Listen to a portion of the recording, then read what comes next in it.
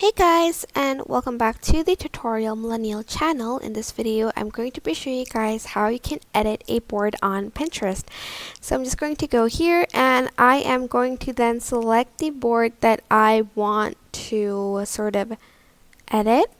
For instance, maybe this one.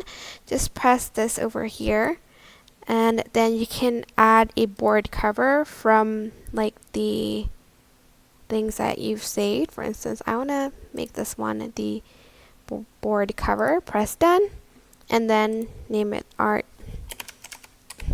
I don't know, description inspiration for my artwork. You can also again keep this board a secret. Once you're done, you're just going to press done. And that is it. I hope this tutorial was helpful for you guys. Don't forget to like, comment, share, and also subscribe to this channel if you haven't done that. If you have any questions, just leave it in the comment section down below and I will try my best to answer them all. Thank you so much for watching. Bye!